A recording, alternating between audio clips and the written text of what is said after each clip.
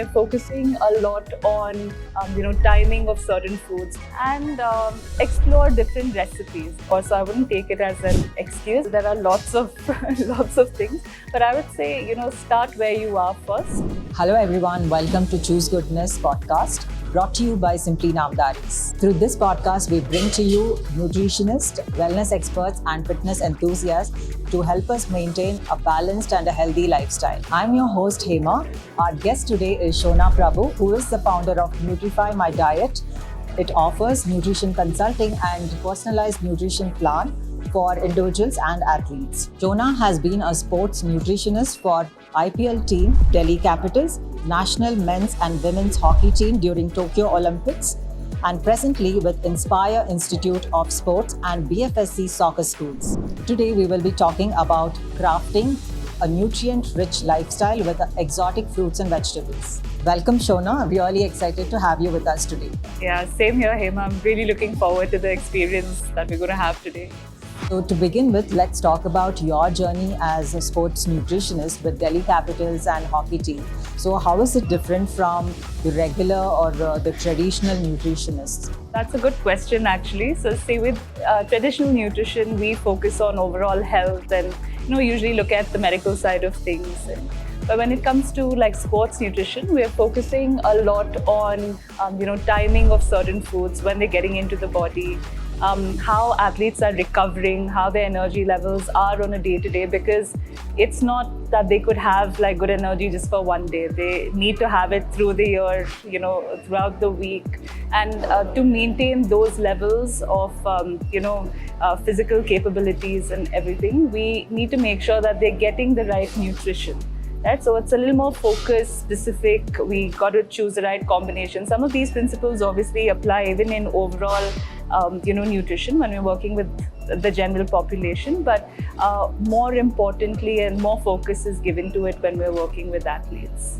So it's all about maximizing their performance on the field in their everyday lives, and that's priority.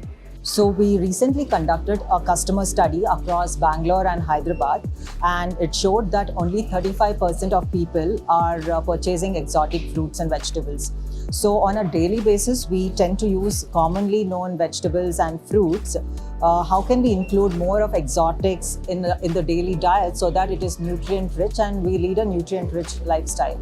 Yeah, one of the simplest things I tell my clients is to look at the rainbow and all the 7 colors that it has and start to see how many of those different colors you're actually using on a day-to-day, right? So if you're choosing like reds, for example, do you have like plums in there? Do you have like, maybe different kinds of apples? Do you have strawberries? And they could be, and you get lettuce as well with red kind of, colors to it. So if you keep the rainbow as your sort of guide, and then look at different colors that you can start to incorporate, because otherwise for orange, maybe just carrot, maybe, or for yellow, it could be something very common, but look at maybe a yellow pepper.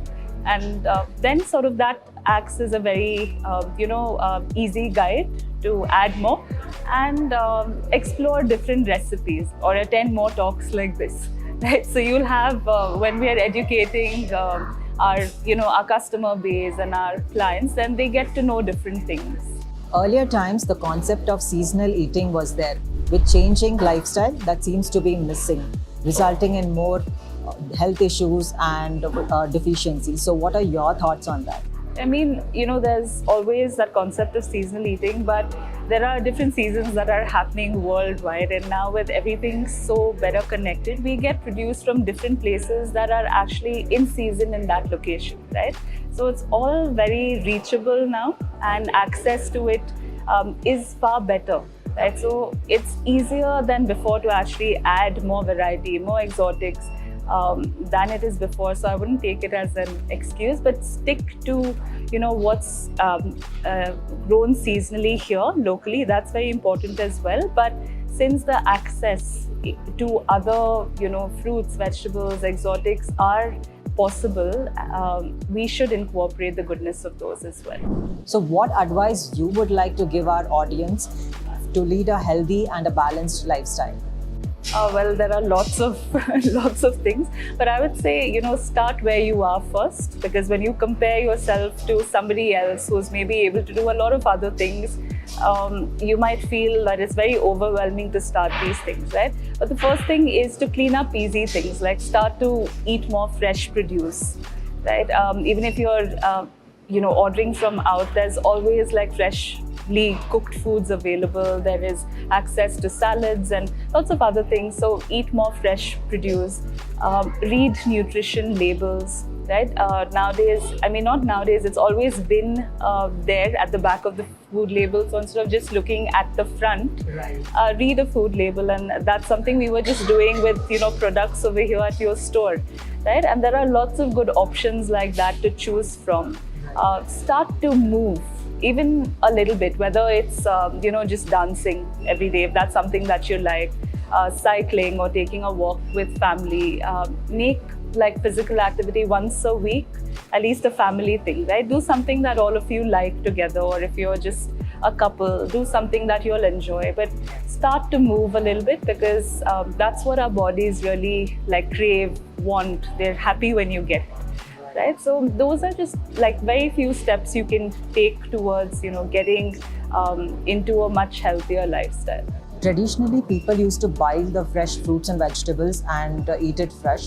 So because of this fast-paced lifestyle, like people tend to refrigerate it, store it, and then consume it later. So because of this, will the nutrients be intact, and by consuming it later, are we getting these nutrients like as it is in the fresh fruits and vegetables?